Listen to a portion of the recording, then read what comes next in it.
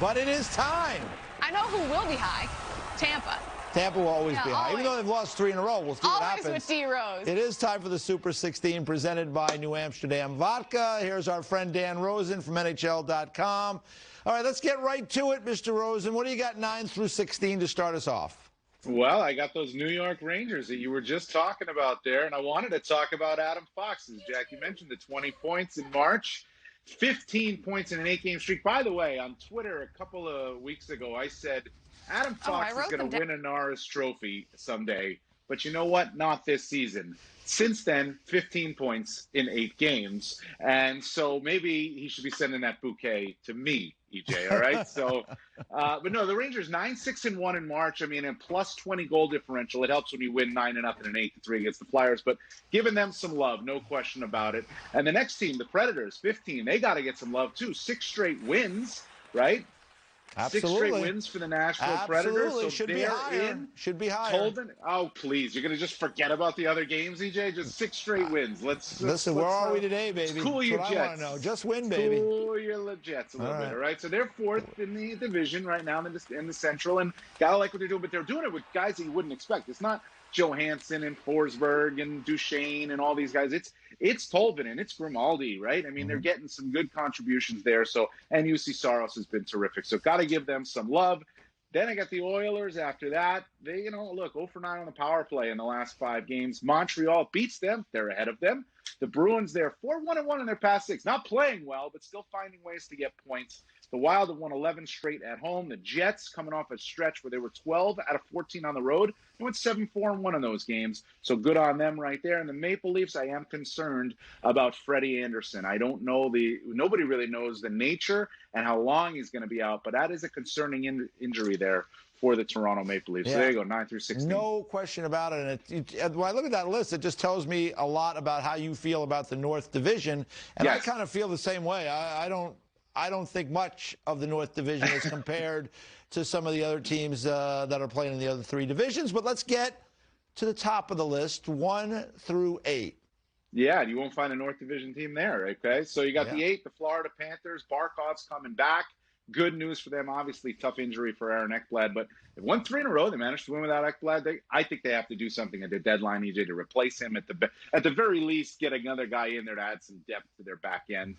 The Islanders, they lost 2 in a row to the Penguins. The Penguins are ahead of the Islanders. The Penguins are 16-3-1 and plus 28 at home this season. Wow. So they are really good at home. Not so great on the road, but good at home. And Sidney Crosby, by the way, he's playing like a Hart Trophy candidate.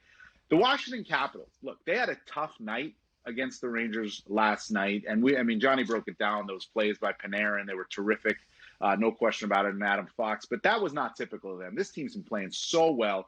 I think they're the best team in the East. I think they're the most steady team in the East. They're 15-3-1 with a 3.47 goals for, 2.47 goals against since February 21st. Yeah, I just think you top to bottom with the way they can score and defend.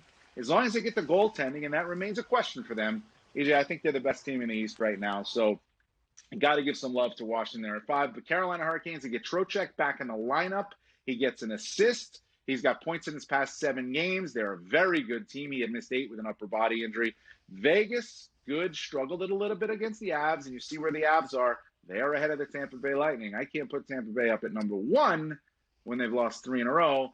Got to put Colorado there. Colorado, EJ, not only are they 3-2-1 this season against Vegas, right? So that's good for them. 9-0-2 since March 10th. And what does that coincide with? That coincides with the return of Nathan MacKinnon. They have not lost in regulation since McKinnon came back into the lineup. They have a plus 30 goal differential in that stretch, 91% on the PK.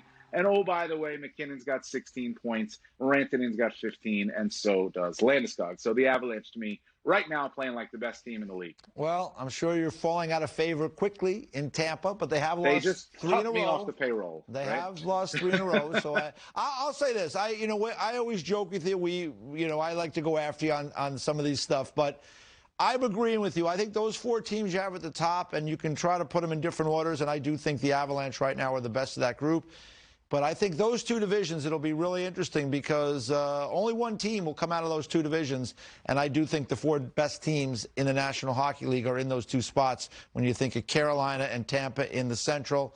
and then Vegas and Colorado in the West. So I agree with you there, and it's going to make for a heck of an interesting playoffs, and it's going to make it tough for some of the other teams, particularly in those divisions. Yeah, and especially when you look at those 2-3 matchups, right? I mean, that's how important, how valuable it is to win those divisions in particular. I mean, if you're the 1 seed in the Central, maybe you get Nashville, maybe you get Chicago, maybe you get Columbus. Much easier than playing Florida, Carolina right now, at least. And then in the West, if you're the 1, you're getting a struggling Blues team, at least right now. Maybe Arizona, maybe LA. So it's a lot different than that, Minnesota, as the 3rd team there. So look, I mean, you're right. Those are the 2 divisions. And what you said about the North, I mean, EJ, just like, I can't figure out some of these teams. Like, you want to love Edmonton, and then they go and lose 4-0 to Montreal. You want to like Montreal, but they don't have the consistency. Toronto's got the injury to the goalie. Winnipeg, I still can't quite figure them out. They're good, but they don't always play good. So, and I question their D a little bit. And then Vancouver and Calgary, I just, been disappointing. It's been disappointing for both of those teams. We'll see. I think it's wide open in the North, so that's the good news for those teams. The 4 teams that are in now, I think any one of them could end up coming out of the North, but we're out of time for this segment. So we will renew our aggressive behavior with one another down the road. I miss it. All right.